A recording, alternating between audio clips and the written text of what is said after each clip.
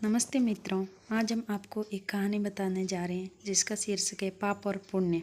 अगर इस कहानी को सुनकर कोई भी व्यक्ति बुराई का मार्ग छोड़कर अच्छाई का मार्ग अपनाता है तो इस कहानी का उद्देश्य पूरा हो जाएगा।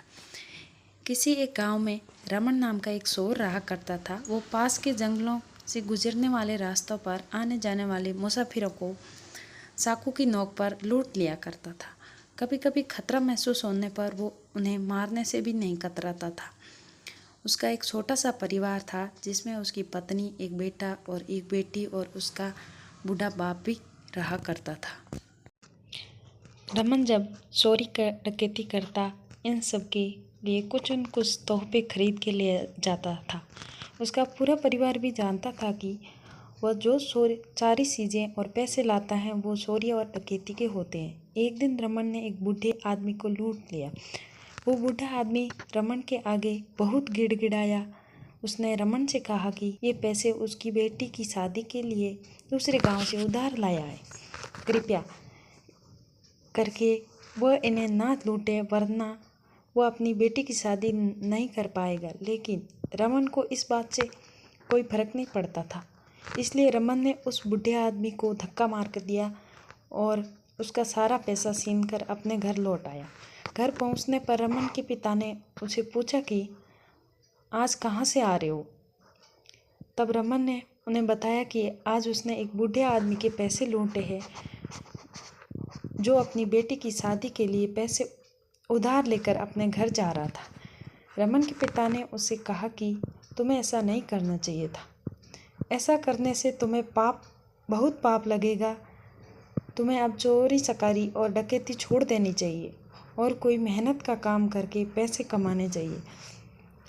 तब रमन अपने बाप पर गुस्सा हो गया। उसने कहा, आपके मुंह से ये बातें शोभा नहीं देती, क्योंकि मुझे चोरी चकारी और डकैती सिखाने वाले ही आप हैं।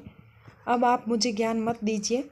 उसके पिता ने उससे कहा कि हाँ बेटा, मैंने ही ये काम पाप का रास्ता तुझे दिखाया है, मगर जब मुझे इस बात का एहसास हुआ कि ये रास्ता गलत है तो मैंने भी अपने बुरे काम करने छोड़ दिए। तुम भी जितनी जल्दी हो सके छोड़ दो, नहीं तो आगे जाकर बहुत पछताओगे। लेकिन रमन ने उनकी एक न सुनी और अपना बुरा काम करना जारी रखा। कुछ दिनों बाद रमन फिर से चोरी डकैती करने के लिए जंगल के आगे जाने वाले रास्तों पर छिप कर बैठ गया। वहाँ एक जोड़ा नया शादी करके आ रहा था। उसने उन्हें पकड़ लिया और चाकू दिखाकर सारा पैसा और जेवरात मांगने लगा। इस जोड़े ने अपने पास रखे सारे पैसे और जेवरात दे दिए, मगर जब दुल्हन ने अपना मंगलसूत्र देने से मना किया तब रमन को उन पर गुस्सा आ गया और उसने दूल्हे को मार दिया और दुल्हन को बोला कि अब वो मंगलसूत्र तुम्हारे किस काम का। अब तो तुम्हारा दूल्हा भी मर गया। लाओ, इस मंगलसूत्र को निकाल कर मुझे दे दो। नई शादी करके आई दुल्हन अपने आंखों के सामने अपने पति को मरता हुआ देख खुद भी सदमे से मर गई। ये सब घटना जब हो रही थी तब पास के पेड़ के नीचे बैठा साधु ये सब देख रहा था। साधु ने रमन को अपने पास बुलाया और उससे कहा कि तुम्हें इतना मूल्यवान मनुष्य जीवन मिला है और तुम इसे इतना भयंकर पाप करके व्यर्थ कर रहे हो। तुम एक ईमानदारी भरी जीवन क्यों नहीं जीते। तब रमन ने उसे कहा, ये मैं अपने लिए नहीं करता, मैं अपने परिवार के लिए करता हूँ। मैं जो लूटपाट करता हूँ उससे जो पैसे मुझे मिलते हैं वो मैं सारा अपने परिवार के ऊपर खर्च कर देता हूँ। अपने परिवार के लिए पाप करते हो, मगर इस पाप का सारा हिसाब तुम्हें चुकाना पड़ेगा। हाँ, अगर कोई है जो अपनी मर्जी से तुम्हारा पाप में भागीदार बनता है तब तो बात अलग होगी।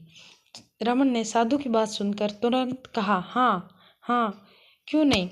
मेरा पूरा परिवार मुझसे बहुत प्रेम करते हैं, वो सभी जरूर मेरे पाप में भागीदार बनेंगे। आखिरकार मैं ये सब उनके लिए ही तो करता हूँ। साधु ने रमन से कहा कि हो सकता है ये तुम्हारा भ्रम हो।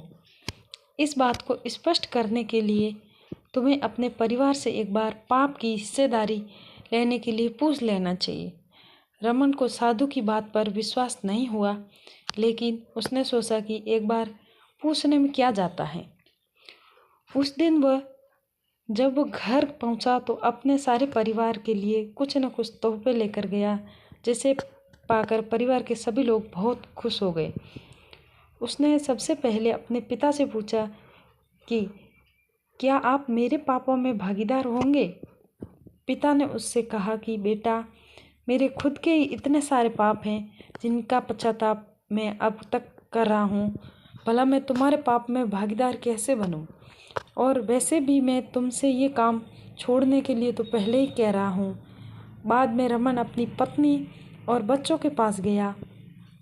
अपनी पत्नी और बच्चों से भी यही सवाल किया कि क्या वो अपने पाप के भागीदार बनेंगे। तब उसकी पत्नी और बच्चों ने उससे कहा कि आप जो कुछ भी करते हैं वो हमारे लिए नहीं, बल्कि आप इसलिए करते हैं क्योंकि आपकी वो जिम्मेदारी है। आप अपनी जिम्मेदारी चोरी डकैती करके पूरी करो। हमने ऐसा कभी नहीं कहा, वो पूरी तरह आपका फैसला है। इसलिए मिलने वाले पाप में हम आपके भागीदार कैसे बने। अपने परिवार का जवाब सुनकर रमन की आंखें खुल गई। वो भी तुरंत जंगल में पेड़ के नीचे बैठे साधु के पास गया और सारी बात साधु को बताई। और उसने यह भी पूछा कि वो कैसे अपने पाप कम कर सकता है।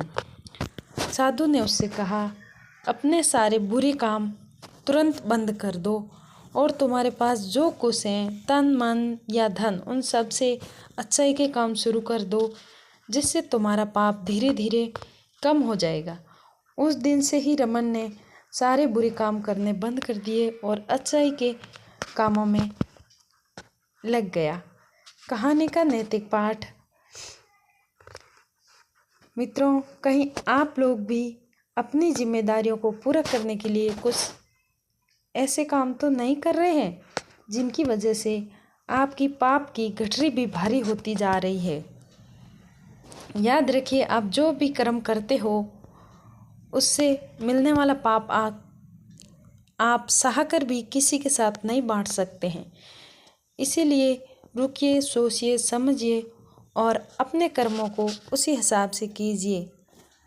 थैंक यू दोस्तों। मेरी कहानी अच्छी लगी है तो लाइक एंड मेरे चैनल को सब्सक्राइब ज़रूर करें। धन्यवाद।